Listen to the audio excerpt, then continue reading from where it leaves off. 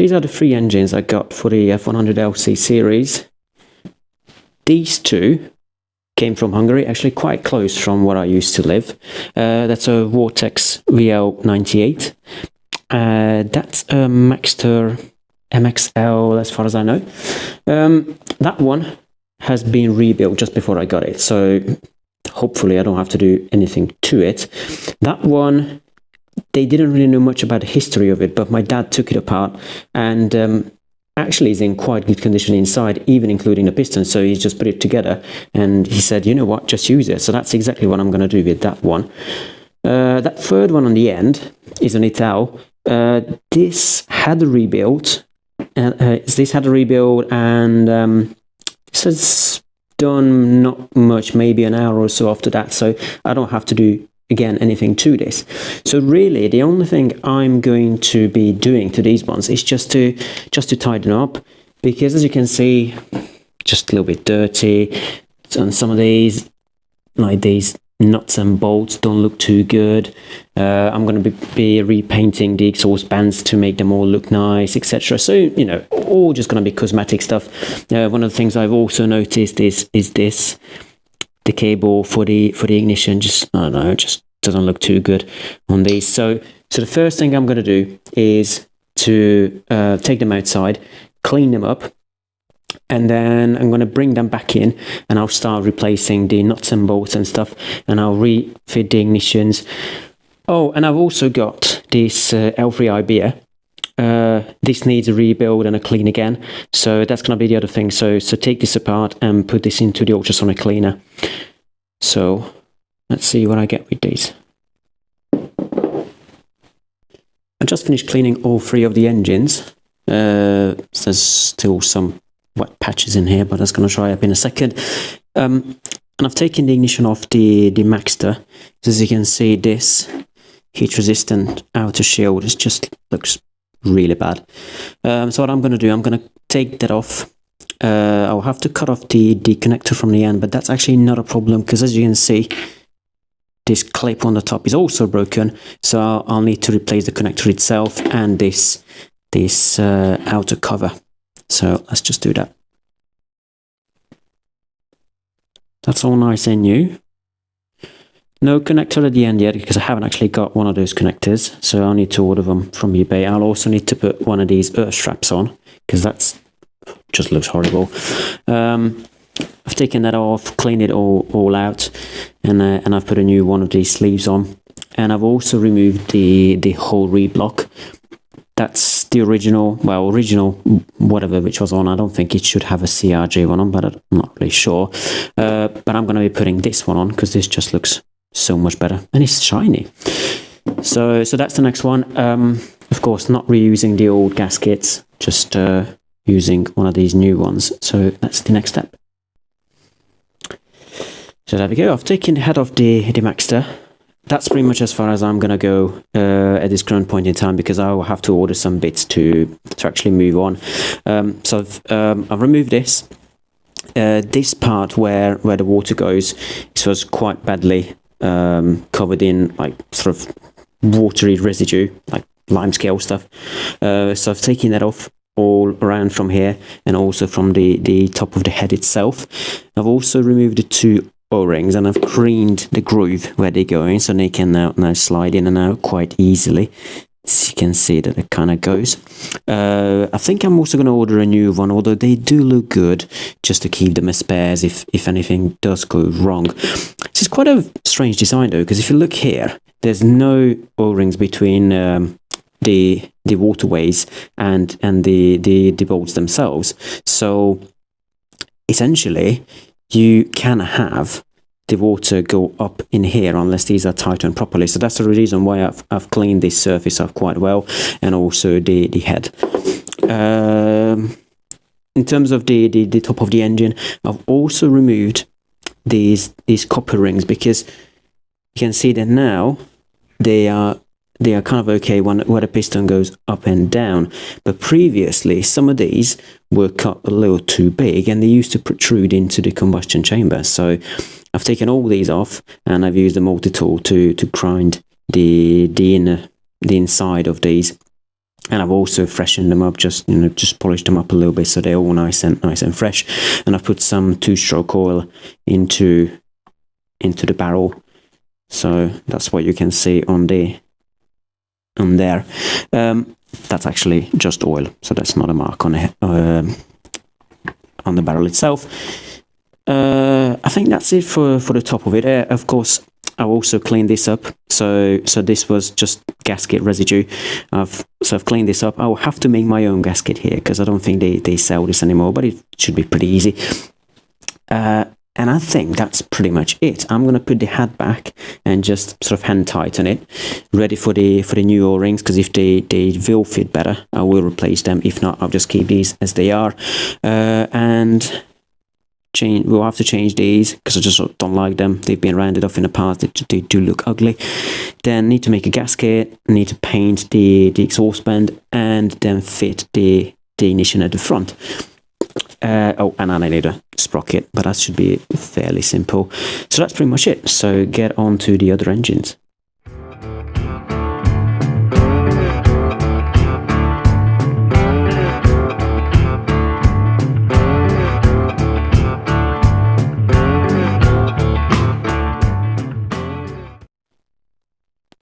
That's the ignition of the Vortex as I got it.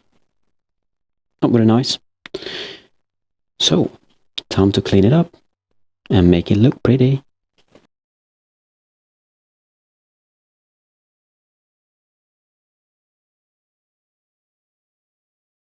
So quick update on the Vortex engine. I'm pretty much finished with what I would like to do on it. Of course, I can't actually rebuild. I've never rebuilt an engine before, so it's probably best if I just give it to someone who actually can, and I've done many of them. So this is actually going to get shipped out today to somebody who's going to rebuild it for me. But before that happens, I just wanted to quickly go through what were the things which I have actually done on this. Starting with cleaning up the whole engine to make it all nice and fresh. My dad actually put 2 new seals on each side when he picked the engine up, because this was actually all in bits and pieces. This was in like a bag of parts. I've also put a new-ish sprocket on it, but I do have a brand new one which I just picked up from Dartford. There we go. That's a spare which I'm just going to put in my toolbox. I've got new spark plugs for it, so that's the 10 in here, but I'm also going to get a 9. That's already in the post. I have 3D printed some blanks, so as you can see, it's all lovely having the Vortex logo on it. That's the one which goes into the exhaust, and there's also one which goes in place of the plug, so that keeps it all nice, clean and looking lovely. So I've cleaned up the coil because again this looked really ugly and dirty, and I don't like that, as you might have noticed. Changed all these connections because they were looking quite old and aged, and I don't think they were making good connection at all, so it made sense to just change them up. So yeah, it just looks so much nicer. And also changed this sleeve, so this doesn't look like it's just about to fall apart in any second. Changed the HT lead to one of my favorites from NGK. It's all nice and red. I don't think it really adds anything to the engine. It just looks good, and you know, it's a new cable, so I can be sure that it's not going to fall apart whilst I'm racing. Install new bobbins on here because again they were torn apart. New earth cables, but I might actually change them to this one or ones like this because it's a little bit thicker. Probably we don't need ones this thick, and those, because I've actually got one up there and one up there, this should probably be okay, but you know, this just looks better, looks more substantial. Changed the gaskets on the reed. The one under the reed cage and the one under the reed stuffer, I think that's what they call it. Changed all the bolts on there, of course. Refitted the ignition, changed all the bolts around. I removed the head, cleaned up the O-rings and where the O-rings actually go. Refitted the ignition with new screws all around, or bolts, sorry, and I've put the ignition back to where it was, so hopefully that'll be okay. And I've also added a new exhaust band gasket on there, and I had to spend a lot of time cleaning that up. So yeah, that's where I am with the Vortex. So like I said, it's just going to go out today. We'll get a fresh rebuild. It's going to look exactly like this because there's nothing to do on the outside of it anymore.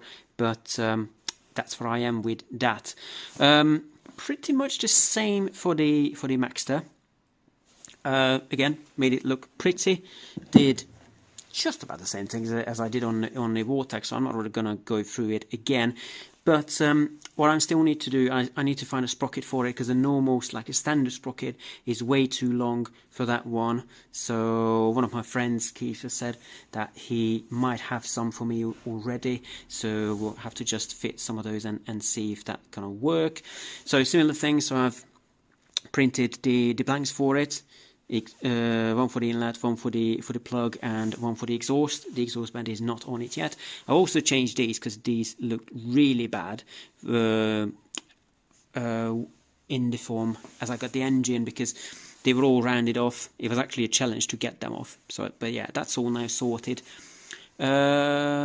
The towel, and I think, yeah, I've probably done the least amount on the towel, because I was told that this was rebuilt before I bought it, so this should hopefully be in good condition inside, and it did look like that for my kind of, you know, untrained eyes.